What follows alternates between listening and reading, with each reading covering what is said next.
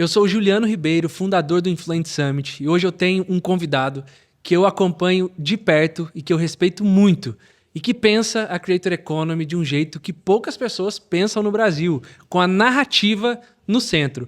Flavinho Santos, ele é CEO da Mfield, autor do livro A Economia da Influência, e ele é LinkedIn Top Voice, coisa chique, viu?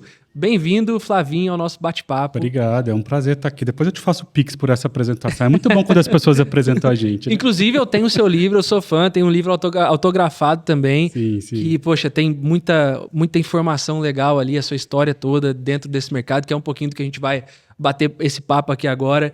E eu queria saber, já pra gente começar, como é que você caiu nesse mercado que hoje é chamado de Creator Economy, mas quando você entrou, que nome tinha e o que as pessoas faziam? Cara, eu sou da época dos blogueiros ainda. Dos blogueiros. Tá? Eu sou dessa época. Creator, então, nem existia. Assim. Influenciador foi uma evolução disso. Mas, Juliano, eu sempre fui um entusiasta do mercado de conteúdo. Assim. Eu sou publicitário de formação, mas eu sempre trabalhei com o mercado digital. Eu nunca trabalhei com offline. Assim. Eu sempre fui um cara do segmento digital, da indústria digital. E eu sempre vi o conteúdo como o futuro da comunicação, nas suas mais variações, possibilidades que possam existir. De apresentação com bons conteúdos, de ser um bom speaker, de ser um bom apresentador, de produzir bons conteúdos, de escrever. Sou filho de professora de português, então eu tenho que gostar de conteúdo. Eu gosto muito de ler e de escrever, sou muito curioso. E eu comecei a entender, dentro do mercado digital, que o conteúdo de fato ia roubar a cena, ia trazer um protagonismo para que a gente precisa de boas histórias e de bons personagens, que nada mais é do que a Creator Economy, né? A gente ter boas narrativas e essas boas histórias precisam ser contadas por boas pessoas.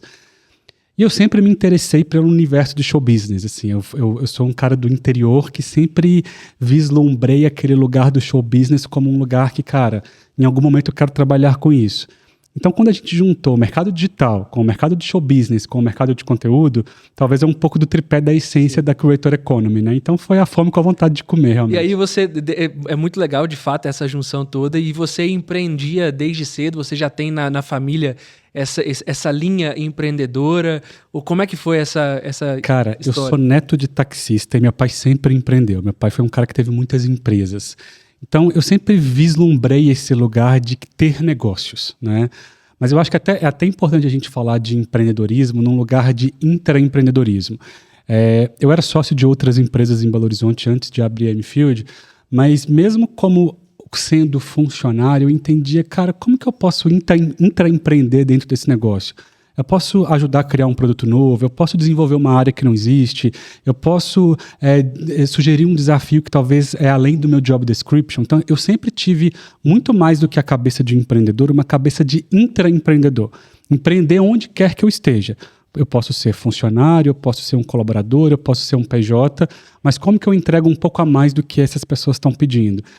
E isso, em algum momento, desbloqueou meu lugar de empreendedor, de gerir pessoas, de formar cultura dentro de empresas, que nada mais é do que a minha missão como CEO, né? De trazer boas pessoas para me ajudar a construir um negócio. Legal, muito bom. Hoje você é CEO, né, de uma das agências de conteúdo e de influência mais relevantes. Primeiro, eu sou muito fã, cara, do nome Mfield. Foi você que escolheu esse nome da agência? De onde foi o meu sócio que escolheu esse nome. Mfield, para quem não sabe, significa midfield, meio de campo, que basicamente é o que a gente faz ali entre anunciantes, marcas e criadores de conteúdo. O nosso papel é criar boas histórias e fazer o meio de campo para conectar a marca, o anunciante, com os criadores de conteúdo. Então, eu tenho um sócio que é muito bom de construção de identidade visual de nome, o Mfield veio dele. Que legal, cara, muito bacana. E hoje a especialidade de vocês sempre foi conteúdo, vocês têm uma bandeira fincada muito grande. E hoje, né, vendo outras agências que agenciam influenciadores, criadores de conteúdo, que é uma das dúvidas dos creators principais que estão começando na carreira. Meu Deus, eu preciso criar conteúdo, alguém precisa me notar para eu entrar dentro de uma agência e começar a fechar esse contrato com grandes marcas. Como é que é esse meio de campo da Mfield? Vocês atuam hoje com alguns creators fixos ou não? Vocês são parceiros de todo o mercado? Como é que é esse olhar dentro dos talentos que existem hoje dentro desse mercado de influência? Cara, a gente resolveu criar uma metodologia própria de dar protagonismo para o storytelling, né? Então a Mfield é uma empresa drivada para conteúdo. A gente optou até então em não ter casting, porque a gente precisa trabalhar com os melhores nomes. Sim. Né? Não que isso limitasse, isso pode ser uma outra operação, no futuro a gente pode caminhar para também ter essa caixinha, essa unidade de negócio, mas a gente criou uma metodologia que eu sempre faço uma analogia com autor de novela. O autor de novela, primeiro ele escreve texto, depois ele escolhe o ator que vai encenar aquele texto.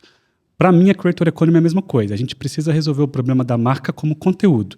Depois que a gente tiver a narrativa, a dor resolvida por um storytelling, a gente vai entender qual influenciador é o personagem para contar melhor aquela história. Legal. E não tem certo e errado não, tá, Juliano? Sim. Tem gente que escolhe o influenciador antes da história, mas é uma metodologia que eu acredito ser menos potente.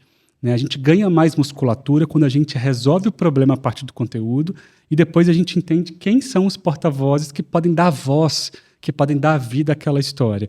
Então a gente fincou a bandeira nesse lugar, de ser uma empresa que tem uma metodologia proprietária, de valorizar a história, só que toda boa história precisa ser contada por um influenciador. Aí que o influenciador, que o criador de conteúdo entra. É isso, e acaba sendo muito legal porque vocês abrem essa colaboração com o mercado inteiro e não ficam sendo um modelo próprio, só olhando para os seus próprios castings. Sim, cara, eu compro de todas as agências, compro direto de todos os influenciadores, de todos os managers, empresários, porque, na verdade, eles são parte do meu processo. Né? Eles são, de fato, uma ponta essencial para a gente conseguir dar vida às nossas campanhas, mas eu não fico dependente de uma lista de influenciadores. Isso possibilita vocês criarem cases de sucesso de tempos em tempos, né? Sim, sim. E de todo esse movimento aí de vocês da M-Field, qual foi a campanha que você mais gostou de ter feito com o creator que você achou, caramba, esse aqui é um case do Flávio, não da M-Field? Nossa, cara, a gente tem alguns cases icônicos da M-Field, desde Paulo Gustavo e Consul, umas campanhas icônicas do saudoso Paulo Gustavo, campanhas de Neymar e Robert Pattinson, lançamento do Batman em Paris, e agora o mais recente de Canva, que foi uma campanha que furou bolha. Sucesso. Né, que foi um sucesso absoluto. Enfim, a gente é muito entusiasta desse tipo de projeto, que o cliente que dá liberdade criativa, que embarca nessas histórias e tudo mais. Mas tem algumas histórias pontuais assim que de fato a gente tem um apreço. Carinho, né? Aqui nós temos uma plateia de creators, né? De criadores de conteúdo. Achei muito chique, já viu, estão essa plateia. nessa carreira e eu tô aqui nesse lugar de entrevistar os nossos convidados para extrair um pouco de curiosidades que criadores de conteúdo tenham ali no dia a dia. E uma das principais dificuldades e dúvidas que eles têm é: Flavinho, como é que eu consigo chegar em uma grande marca? Como é que eu consigo vender o meu conteúdo para Consul ou para Canva, enfim? Qual conselho você daria para esses criadores de conteúdo que querem realmente vislumbram em produzir uma grande campanha com uma grande marca, enfim? Cara, eu acho que o primeiro passo é essa inversão de como eu chego numa grande marca. A grande marca vai chegar em você, né? Eu sou muito entusiasta de influenciadores que conversam e tenham conhecimento das suas comunidades. Qual que é o seu propósito? É copiar alguém? É criar a sua comunidade? É se reinventar num lugar de conteúdo que talvez as pessoas vão ver um brilho especial em você ali? Então, eu acho que, cara, é produzir conteúdo para a comunidade certa e se tornar autoridade, ter propriedade sobre aquele conteúdo. Independente do nicho ou do micronicho. Se você quiser ser especialista em falar em arquitetura, seja a melhor pessoa que fale sobre isso. Eu vejo que hoje as grandes marcas que a gente trabalha têm procurado influenciadores que, de fato, mais do que autoridade, eles se tornam referência dentro daquela comunidade. Cada vez menos a gente procura influenciadores generalistas e cada vez mais a gente procura influenciadores que são especialistas em assuntos ou em comunidades. Então, a minha primeira e grande dica é: conheça o público que vocês estão falando e se tornem referência para aquele público. E tenha frequência de contar histórias, né? Não adianta postar hoje e voltar a postar daqui a 10 dias. Tem que ter frequência. Tem que ter frequência, exato. E aí uma dúvida, assim, pessoal também, quando chega, por exemplo, uma campanha do que foi Canvas, e aí, é claro, né, dentro do que você puder abrir também, como é que chega esse processo criativo dentro da M-Field dessas grandes campanhas? O cliente chega e fala: olha, eu preciso produzir uma campanha que eu tenho um alcance, eu tenho uma meta, um objetivo, e aí você pode me trazer como é feito essa definição do objetivo junto com a marca, até a concepção da campanha, o desenvolvimento. Quais são esses processos que vocês seguem aí para construir essas campanhas de sucesso? Cara, todas as nossas campanhas nascem no time de BI da empresa. Assim. Todas as ideias, todas as histórias, os conteúdos, eles são drivados pelo nosso time de dados. né? A gente tem isso como essência na empresa. A gente vai escutar o que a internet está falando, a gente vai ler o social listening, a gente vai ler os comentários dos últimos 90 posts da marca, porque, cara, saem campanhas geniais de quando você está lendo comentários. Imagina. Né? De quando você vai entender o que o público está falando e a partir daquilo desbloqueia uma ideia, um insight e tudo mais. Mas por incrível que pareça, tem chegado menos pedidos de marcas de preciso viralizar. Porque já chegou muito, né? Preciso contar uma história que vai viralizar e todo mundo vai querer compartilhar. Só que nenhuma campanha pode ter como briefing viralização, né? Porque isso não é previsível. A gente não consegue criar uma história com a certeza que ela vai furar a bolha. Hoje em dia, eu acho que as marcas que nos dão liberdade criativa de ousar, de variar formatos, de variar canais e principalmente que estão dispostas a co-criar com a gente, são as marcas que brilham os nossos olhos. Canva é um exemplo disso, né? Canva tem um time criativo genial dentro de casa, assim. São pessoas que, de fato, são fora da curva, num lugar de entender o público, querer fazer história, querer trabalhar com influenciadores e com narrativas diferentes. E quando junta um cliente que tem essa potência criativa com a inteligência de dados, a inteligência de curadoria da M-Field e o nosso potencial de criar boas histórias, aí é esse sucesso que a gente viu. Mas o mais importante é, da mesma forma como a gente fala dos criadores de conteúdo de ter consistência, a marca também precisa ter frequência e consistência. A gente viu a última campanha de Canva com a Graciane e o Graciolas Furar a Bolha, mas a gente veio numa sequência muito boa de campanhas no ano, né? A gente começou com uma campanha do Jacan, né, divulgando uma feature de tradução simultânea. Depois a gente partiu para uma campanha com a Xuxa, divulgando uma solução de inteligência artificial de Canva, que foi também uma campanha genial. E depois a gente desdobrou na campanha do Graciolas. Então, talvez o Graciolas só foi tão potente porque tiveram outras duas campanhas que prepararam aquele território. Então, a marca também precisa ter consistência. A marca também precisa entender que uma campanha, nenhuma marca vive de campanha única, né? E que a gente precisa fidelizar o público gradualmente. Então, essas minhas dicas. E vem a 4ª campanha aí de Canva, viu? Que legal. Em breve, esse mês ainda. Tô curioso. E aí você falou uma palavra que ela é muito popular dentro do nosso mercado, que é o cocriar, né? As marcas estarem abertas a cocriarem com a gente e tudo mais. Hoje, acredito eu, e aí eu quero saber a sua expertise, ainda chega muita marca e fala, Flávio, eu quero isso daqui e não muda, e aí quais argumentos vocês precisam usar para conseguir abrir um pouquinho mais a mente da marca? Ainda acontece muito isso com vocês? Cara, chega bem menos, viu, para ser sincero. Assim, eu acho até que as marcas que nos abordam são marcas que já têm um nível de maturidade um pouco mais avançado de entender que o processo é diferente. Sim. Você não está comprando mídia, você não está comprando espaço. Você está comprando potencial criativo, você está comprando uma mídia humanizada. Se quiser olhar sobre uma ótica de mídia, é uma mídia humanizada. E a mídia humanizada, ela precisa ter o feeling daquele criador de conteúdo e tudo mais. Então tem chegado pouco ou menos nesse lugar de querer que leia o roteiro, bata linha por linha. Obviamente, todas as marcas têm os do's e os don'ts, o que pode contar e o que não pode contar, mas cada vez mais tem procurado a M-Field marcas dispostas a co-criar. Esse termo até tem se banalizado, né? Todo mundo está disposto a co-criar, o criador de conteúdo, a marca, mas eu tenho um parâmetro de co-criação para mim que é, todo mundo que quer co-criar, ele tem que estar disposto a ouvir e a falar. Sim. A marca que está querendo co-criar, mas ela só quer falar, ela não está disposta a co-criar. Né? Ela tem que ouvir o influenciador, entender a linguagem dele, o horário que ele quer postar, o formato de conteúdo que ele quer postar. Isso é co-criação. E a gente criou algumas metodologias para talvez desbloquear isso nos clientes. Então a gente tem, por exemplo, um workshop de co-criação que a gente leva os influenciadores para participar do processo de briefing junto com a marca. Legal. E muitas vezes esses influenciadores nem participam da campanha. Eles estão ali com um papel de criativos. Então a gente coloca todo mundo numa mesma sala, a gente vai criar roteiros, a gente vai criar uma biblioteca de briefings, porque quando todo mundo senta numa mesma mesa disposto a ouvir e a falar, com uma ótica de criatividade, isso sim é colaborar dentro de um processo criativo que de fato é a cocriação. E aí não tem erro, né, cara? Quando a marca colabora de um lado, a agência de outro, o creator do outro, a gente consegue construir cases. A chance de dar errado é muito pequena. Flavinho, você lançou o seu livro, né, Economia da Influência, e aí eu queria que você, né, explicasse um pouquinho do que te levou a construir um livro baseado, obviamente, nas suas experiências do mercado, e o que você acredita que esse seu livro pode contribuir, de fato, para quem está nessa carreira começando ou quem já está nessa jornada da influência? Juliano, hoje em dia eu tenho falado que eu escrevi um livro antes do ChatGPT, porque isso de fato tem virado um título. Cara, né? Assim, isso é um mérito. Isso é um mérito de verdade. Assim.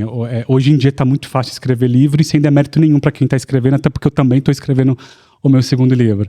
Mas eu senti a necessidade da gente ter uma base de consulta de alguém que vive o mercado, de alguém que é estudioso, de alguém que é entusiasta e de alguém que entende boas práticas.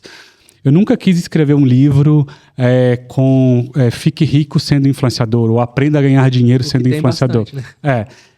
Que eu não acredito nesse formato. Não tem fórmula, não somos coaching de deixar ninguém rico, mas eu escrevi um livro em um processo gradual, até indo contra o processo da editora. Eu gastei muito mais tempo do que a editora me pediu para fazer, porque eu queria que fosse um livro, primeiro, que tivesse leveza e que não fosse um livro só para especialistas de marketing. Eu queria que fosse um livro para o criador de conteúdo, para o tomador de decisão da marca, para o entusiasta do mercado de comunicação, para o estudante do mercado de publicidade. E a gente conseguiu achar um tom que talvez atendesse a todos esses públicos. É um livro que, num primeiro momento, ele seta de onde a gente estava e onde a gente chegou. Porque é muito importante a gente entender dentro de um formato de creator economy o que a gente já viveu do mercado de comunicação. Desde o branded content dos cinemas de Hollywood, que deixavam os cigarros em cima da mesa e os atores iam fumando, aquilo era publicidade, até o formato de publicidade digital que a gente conhece hoje. Então, é muito importante a gente entender um pouco a evolução histórica da publicidade para entender, cara, por que esses blogueiros, esses influenciadores, esses criadores de conteúdo viraram a sensação da vez. Então, eu quis trazer um pouco desse arco narrativo para a gente saber de onde a gente estava e para onde a gente está indo. E eu gosto de escrever, cara, assim, eu tinha um compromisso comigo mesmo de escrever artigos, de escrever 2 páginas por dia. Eu sou filho de professora de português, como eu te contei, então isso para mim era uma distração, assim. E o livro, cara, te coloca num lugar de autoridade e te coloca num lugar de reconhecimento que eu nunca imaginei viver. Hoje em dia eu sou apresentado primeiro como autor, depois como empresário, depois como publicitário, porque passa na frente. Sim. Né? E todos os dias eu recebo foto de pessoas lendo um livro no metrô, no ônibus, questões do meu livro em provas de faculdade, a maior loucura do mundo, mas é porque de fato a gente estava muito carente de editorias, de publicações sérias que setassem o que é esse mercado. Assim. Então, foi um desejo meu de que eu, Flávio, também não tinha onde consultar. Então, se eu que sou especialista não tenho onde consultar... Imagina o resto do mercado. E aí você pode dar um spoilerzinho desse novo livro aí que você... Cara, o novo livro também vai falar sobre economia, mas a gente vai trazer uma ótica sobre a economia da atenção. Legal. Né? Que eu acho que é uma evolução da economia da influência. Hoje em dia, ao meu ver, a atenção é a moeda mais cara da atualidade, né? Nesse lugar de dispersão que a gente está sempre conectado, que a gente está sempre online, ou a gente olhar no olho 30 minutos, parar para escutar um áudio, parar para assistir uma série, gente. Hoje a gente não consegue assistir uma série sem abrir o Instagram 3 vezes durante a série. Né? Então, o buscar a atenção da audiência, para mim, tem sido a moeda mais valiosa desse mercado de comunicação hoje. Então, eu vou falar um pouco mais sobre isso. Que legal. E quando lançar, eu já estarei lá no lançamento. Boa, viu? Vai ser um prazer. Flavinho, obrigado pelo seu tempo. Já acabou. Já acabou, passamos o tempo. O pessoal aqui vai desligar a luz, vai colocar a gente para fora. Obrigado pelo seu tempo, prazer. Por ter vindo bater um papo aqui junto com a gente. Parabéns por tudo que você faz aí pelo mercado, por se dedicar para escrever, para deixar de fato um manual para que as pessoas consigam trabalhar melhor e conquistar melhor aí os seus objetivos. E nós vemos aí no mercado, né? Saiu recentemente a Lei Felca, então esse mercado ele está de fato em constante evolução, e quanto mais profissionais se dispõem a contribuir verdadeiramente, mais o mercado cresce. E para encerrar, como as pessoas podem te encontrar nas redes sociais? Boa. Instagram Flavinho Santos e Mfield, para quem quer conhecer um pouco mais sobre a empresa. O LinkedIn Flávio Alves Santos. Estou num comprometimento pessoal de postar 3 a 4 vezes por semana dentro do LinkedIn. Histórias boas, provocações, pesquisas e tudo mais. Então tá fácil de achar. E economia da influência aí nos maiores players de venda de livros do país. Legal. E se você pudesse deixar um legado, uma lei Flavinho Santos aí para o mercado, como um lema do que você acha que é o mais importante, para esse mercado, o que você deixaria? Cara, para o criador de conteúdo, eu acho que a minha principal dica é construção de repertório, né? A gente está comprando capital humano e não existe capital humano sem repertório.